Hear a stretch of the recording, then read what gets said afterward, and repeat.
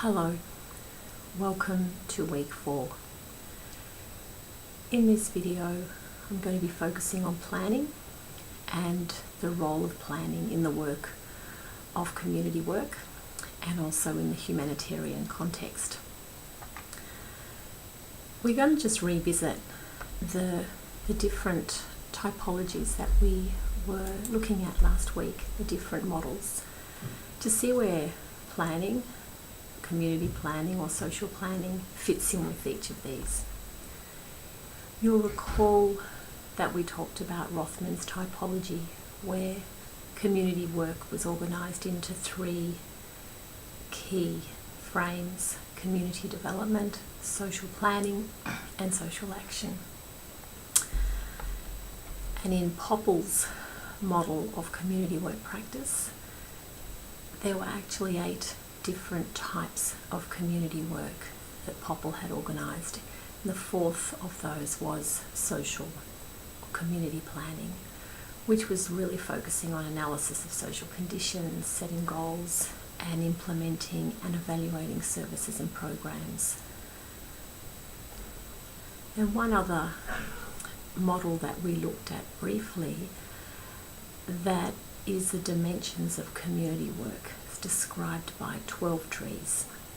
And on slide 5 you'll see those 2 panels. We're looking at the top section, community development and social planning, and Popple's understanding of community development as something that's best understood at a local level, at the neighbourhood level, and that often the role of the community worker is to assist existing groups develop new goals and develop their ideas about how they want to address change. And in the role of community development on that continuum, if you like, is also social planning. That can be an approach where the worker sometimes might actually initiate projects and is involved in implementing ideas and projects that may sometimes involve community and sometimes bypasses community involvement. That is, in a nutshell, 12 trees, I guess, summary of social planning. So community work will often involve more community development work and some will involve more social planning. This is according to 12 trees dimension.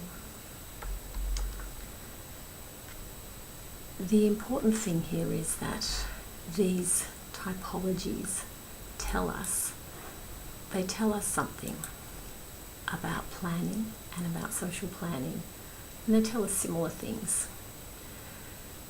That often planning will involve a needs analysis or an inquiry into what the community wants, and we will look shortly at asset mapping as another way of doing that. So an issue or a concern is identified. A logic model approach is used to develop tasks and strategies to address them, and a facilitator or a worker works with the community to follow up the tasks to resolve those issues. An evaluation takes place. Assumptions always brought to any planning process and to any community work will shape how that work is going to be carried out. It's going to influence who is going to be involved and where the outcomes will go and how effective those outcomes will be. Remember early on in this unit we talked about the glass of water that is half full of water, and the question around whether the glass is half full or half empty. The deficit approach to planning often focuses on the top part of that glass that is actually empty, and a deficit approach to planning often begins with what's missing and what's not happening in that community, which is similar to how perhaps in individual work or in counselling the focus may be entirely on the problem, whereas an asset-based approach to community development and to community work begins with focusing on what's already in existence in the community and what's already working. And we'll talk some more about this. Cormac Russell sums this up by saying, how do you know what you need if you don't know what you already have? And often the point at which our planning begins is we often focus on need first without actually including what actually is existing. I'm going to talk just for a moment about strategic planning, and this is another term that's used around a particular process in planning that can be used in organisations, it can be used in teams, it can be used in community groups, and it can be used broader cross-organisation planning processes. Strategic planning always involves developing a common vision. So what people see or hope will be different, what they want to see the future to look like. And you will often read an organisation or a group having a vision statement. We want everyone in our town to feel as though they belong. For example, that could be a vision statement. Designing an operational plan is coming up with a plan that includes details around what do we need to do to actually get there, to get to this vision, this picture of the future. And action plans are more detailed. They're about the how. Action plans are about the specific tasks and the steps, who will do what, when will they do that by, to actually reach that vision. So an example of an action plan often is that it has tasks and it has a timeline and it has people's names recorded, who will do what, and then it also has a column that actually says when people have actually achieved or completed those tasks. So it's very specific. An evaluation or review is really looking at what will change. How will we know that we've achieved what we said we would set out to achieve? How will we know if we're successful? Evaluation or review is written into the planning process from the very beginning. If you read the reading for this week, Stringer's article delves in more detail around strategic planning and how it can be an effective process in community work. I just want to speak for a moment about how planning at the very beginning of any community work is the first step that a community worker or a worker should take. In actual fact, it's often referred to as the pre-start, and that community workers do their planning even before, sometimes before formally engaging with the community. So a community profile, which is often referred to as a needs analysis, creates a picture of the community. And this is the sort of information that a community worker will be gathering even before they actually meet with other community members in a formal way.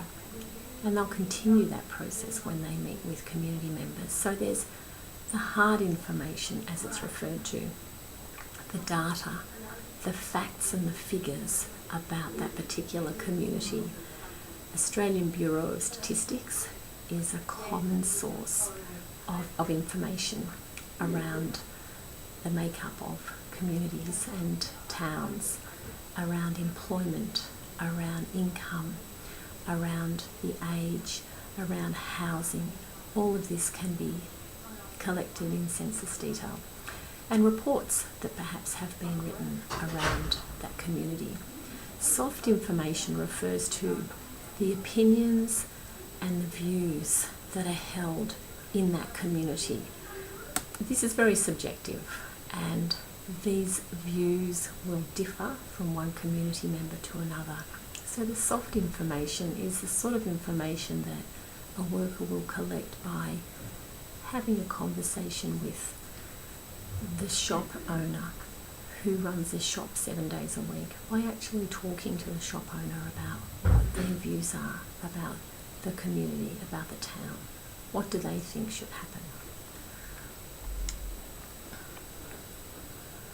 I'm looking at slide 10, and this is a signpost, welcome to Barunga community, which is a remote Aboriginal community in the Northern Territory where a few hundred people live.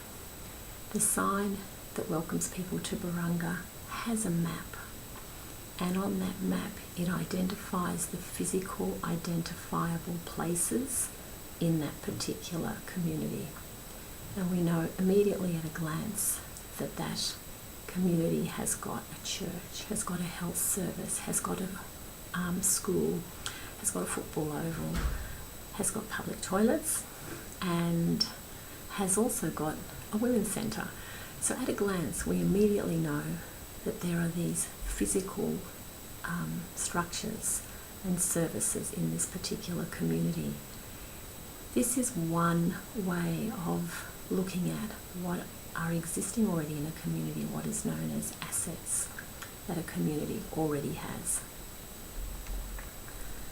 I'm going to speak a bit about asset mapping as a way of involving communities in planning that focuses on the assets that already exist in the community. And by assets, what do we mean by assets? We mean the skills, the abilities, the ideas, and the capacities that already exist in a particular place. And there's many different types of assets. So the individual assets are around the skills that the people, the individuals in that community have. So people's talents and people's ideas. There may be musicians, there may be artists, there may be people who've done lots of travelling, there may be people who are writers, there may be people who are dancers. What are the skills of individuals in a particular community? The institutional assets refers to the organisations, the clubs, the churches, the schools. What are the institutions that exist in that particular place? The social networks is around the formal and maybe the informal networks that are around connections between individuals and groups of people with one another. The economic assets are, what are the businesses that are in this place? Are there markets? Are there other assets such as tool libraries? Anything that contributes to the economic growth and development of that community. Physical assets, so public spaces and playgrounds, parks, gardens, places that people go. You know, a river, for example, would be a physical asset in a community. The stories and the cultural and spiritual assets in a place. So whether there are museums, art galleries, but also traditions and values and belief systems that people in that area adhere to. An exercise that can be a useful way to encourage you to think about what assets are and how broad they can be is to get a piece of paper and to fold it in half, and on one side list all of the assets that you can think of a place that you know very well. It might be the place that you grew up in. It might be the place that you're living in now. Write down as many possible assets that you can think of that exist in that place. The institutional, the social, the physical, the individual, all of the assets that you can think of. On the flip side of that piece of paper, after you've done that, write down what you know to be the issues or the concerns in that very same community, and list those down on the other side of the page. What you will have are two quite different lists about exactly the same place, and both of those lists are probably accurate and probably true. With asset mapping, the starting point for the planning process is focusing on the assets. It does not mean that the other issues aren't there and that they don't exist, but by focusing on the assets, what actually already exists in the community, this in turn becomes a powerful tool that will start to influence and address those other concerns that people have about that community. When using asset mapping, it's important to, within a planning context, define what the purpose is for the asset mapping. So, for example, if the purpose of the asset mapping is for a community to address their the fact that perhaps their population is declining and people are leaving the town, and this is a core concern or focus for the asset mapping process, that will influence which tools you might actually use. Defining the community project boundaries is really important, and in any talk around community work and practicing community development, being specific about the community in which you're working is important. So the project boundaries, by that do we mean, is this project focusing on one particular street? Is the project focusing on a whole neighbourhood? Is the project focusing on a particular village, and it stops at where the village roads or streets end and it does not include the outside outlying rural area? What actually is the boundary for the project? Be really specific about that. Identifying the stakeholders, so who needs to be involved. Everyone, that ranges from community members who are involved, people working in the community, running businesses, government workers, people involved in the institutions and organisations. Identify who those people are. Identify the tools.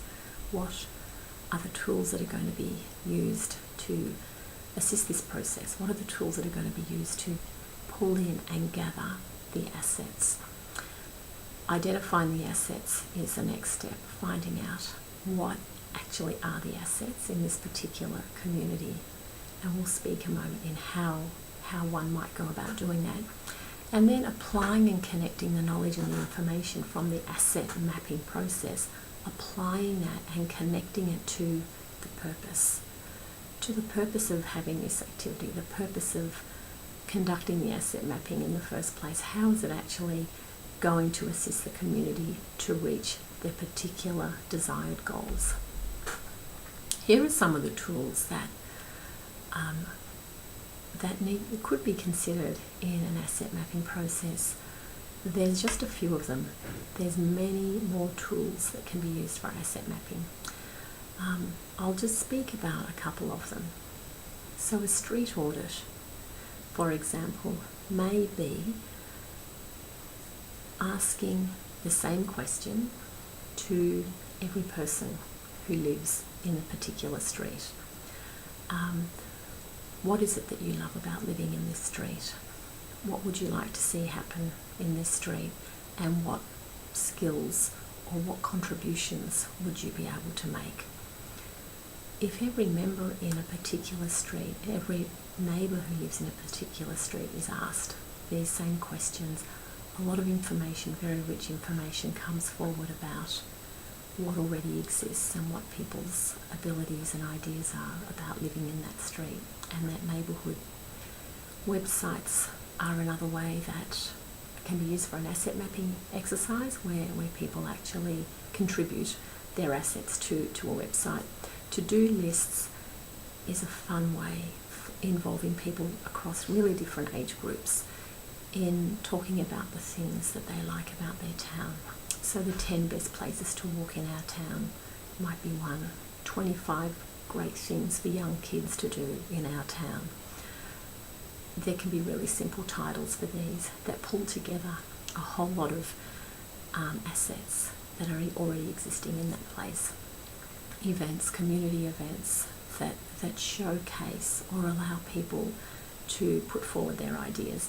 Storytelling, people telling stories about how the community was in the past, listening to people talk about their hopes, public art displays, Google Maps, tabletop mapping, where huge sheets of paper are actually placed on tables and people actually draw the community as it is, including all of the assets, and maybe including assets that people don't usually see on the map.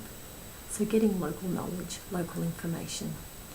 A community tree is a tree that actually will have on the branches, on the leaves, different skills and ideas pasted on that people come forward and post on.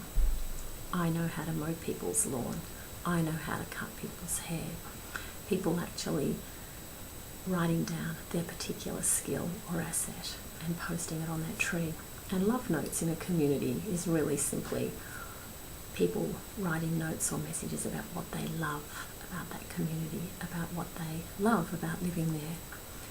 And you can probably sense that just by asking these questions and involving people in this process, it would generate energy and interest and optimism in people's community. One other idea is, my big idea is a postcard, and the idea behind this is that no one person knows everything about a community, and by having these postcards in different places, perhaps in a coffee shop, perhaps at a health clinic, perhaps in a shop, perhaps in a bank, at different places where people go to, people pick up this card and they can just write on the back their own idea for their community. And this is one way that involves ideas from different community members who might not go to an event, but they might feel comfortable to write their idea down. So it's inviting people to contribute in different ways, because no one knows all of the assets. One other element of the asset mapping process, but also asset-based community development, focuses on low-hanging fruit.